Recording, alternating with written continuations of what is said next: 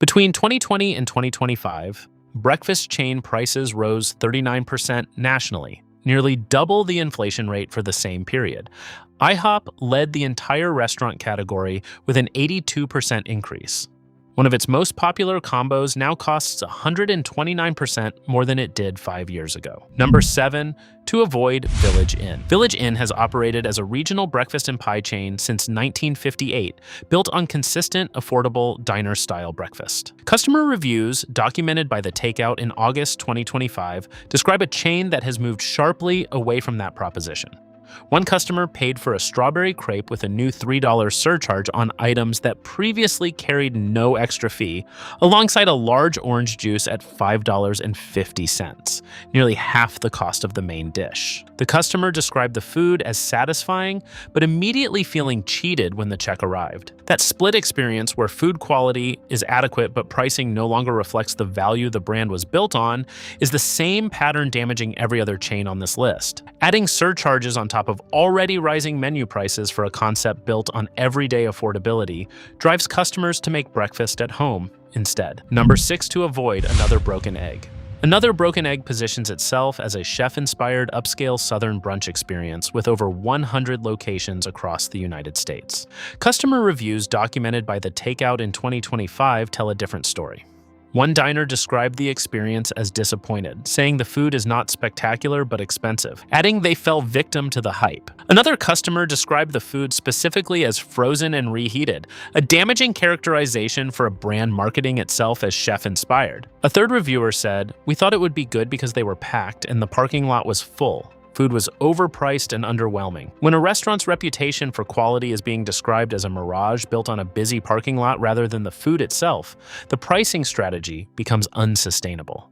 Another broken egg is charging premium prices for a product customer reviews consistently describe as ordinary. Number 5, to avoid Perkins Restaurant and Bakery. Perkins Restaurant and Bakery built its following around fresh-baked muffins and traditional breakfast plates positioned just above fast food in price and quality. That position became impossible to sustain as ingredient and labor costs rose throughout the post-pandemic period.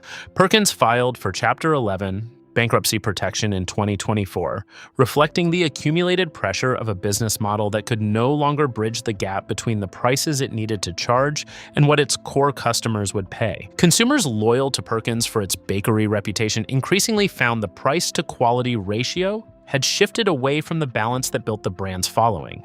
The locations that remain open after the restructuring carry the uncertainty of any post-bankruptcy operation. Number 4, to avoid Bob Evans. Bob Evans built one of the most recognizable names in American farm-style breakfast. The company that owned Bob Evans Restaurants, Golden Gate Capital, first explored a sale in 2022 and then formally put the chain up for purchase in 2024, eventually selling to private equity firm 4x4 Capital in early 2026 per The Street reporting. The executive team remained in place, but the succession of private equity ownership is itself meaningful information about the business's financial trajectory. The Daily Meal reported that Bob Evans has faced accusations of quality decline combined with price increases, a pattern the publication framed as coinciding with the ownership uncertainty. When a brand built on farm-to-table authenticity and consistent value is documented for quality decline, at the same time it is being actively sold to private equity, the two facts are not unrelated. Private equity ownership of restaurant chains has an established pattern of cost-cutting that customers eventually notice. Number 3, to avoid Cracker Barrel. Cracker Barrel's CEO Julie Masino admitted in 2024 that the chain had lost its relevance in the modern market per Daily Meal reporting. That admission came alongside disappointing sales figures and a menu price increase announcement. The chain's prices had already risen 35% between 2020 and 2025 per the Finance Buzz study, and customer response to the additional increases was documented by multiple consumer publications. The loss of relevance the CEO described reflects a fundamental disconnect between what the Cracker Barrel experience used to offer and what it currently delivers at current prices. Cracker Barrel's Maple Street Biscuit Company subsidiary announced plans to close 14 restaurants in 2026 per The Street. When a chain's own CEO publicly acknowledges losing the relevance that justified its existence, then responds by raising prices rather than rebuilding the product that made customers loyal, the path forward is difficult to see. And number 2, to avoid Denny's. Denny's spent years as the default American diner, always open, always affordable, always reliable. That positioning has been systematically dismantled by its own pricing decisions. Denny's closed 88 locations in 2024 and announced it would close approximately 150 more by the end of 2025, representing about 10% of its total footprint per CNBC reporting. Locations targeted were in the lowest performing third of the system, with annual unit volumes under $2 million. In early 2025, Denny's added a surcharge to egg dishes in response to avian influenza-driven egg cost increases, confirmed by Fox Business. The chain said the surcharge was temporary, though consumer publications noted skepticism about whether prices would drop once egg costs normalized. In November 2025, Denny's was acquired by a private equity group led by Tri-Artisan Capital Advisors for approximately $620 million. A franchisee also filed for Chapter 11 bankruptcy in late 2023. Mass closures, added surcharges, franchisee distress, and a private equity acquisition represent a complete picture of a brand under serious structural stress. Number 1 to avoid, IHOP.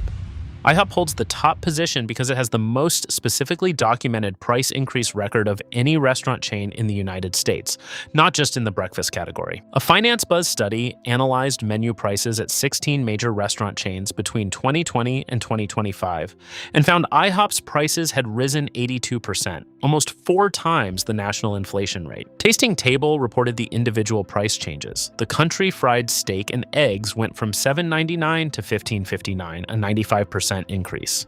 The 2x2x2 combo, one of its most popular value offerings, went from $5.49 to $12.59, a 129% increase. IHOP closed approximately 92 locations between June 2023 and mid-2025, and in March 2025, an IHOP franchisee filed for Chapter 11 bankruptcy protection. The chain's same-store sales declined 1.5% year-over-year in Q3 2025. IHOP responded by launching a permanent value menu in September 2025 with items priced around $6 to $7, an acknowledgement that the prior 5 years of pricing had driven customers away. A chain that raised prices at 4 times the inflation rate, then introduced a discount menu as a survival mechanism, is not operating with a coherent value proposition. Clear winner, Waffle House. Waffle House has raised prices, with the CEO acknowledging in 2024 that higher wages required it, with the largest increases in major metro areas. Prices have risen 32.7% since 2020.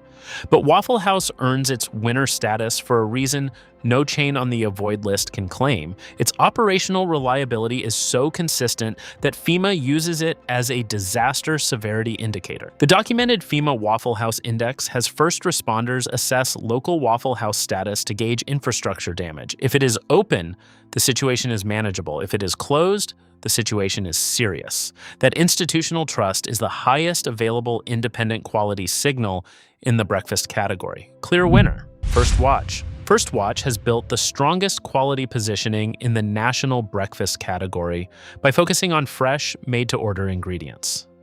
The chain does not serve dinner, meaning every part of its operation is focused entirely on breakfast and brunch. In 2025, First Watch acquired 16 franchise restaurants in North and South Carolina and brought them under corporate ownership per Globe Newswire, a growth move that contrasts sharply with the contraction happening across every chain on the avoid list. Consumer rankings consistently place First Watch above all of them. The food costs more than a Denny's or IHOP, but unlike IHOP, the price reflects a genuinely higher quality product rather than a decade of unchecked increases on a declining offering. Clear winner, Original Pancake House. The Original Pancake House has operated since 1953 without becoming the kind of publicly traded, private equity managed, or aggressively franchised operation that defines every chain on the avoid list. The menu is built around scratch-made pancakes with real butter and real eggs, ingredient standards the brand has maintained where cost-cutting pressures have reshaped IHOP, Denny's, and Cracker Barrel. If the metric is what actually lands on the table relative to the price charged, the Original Pancake House represents the standard every chain on this list started with and moved away from. Drop a comment and tell us which breakfast chain you have stopped going back to. And subscribe, because we are running this same verified research standard across every major food and restaurant category, so you always know what the documented record looks like before you sit down.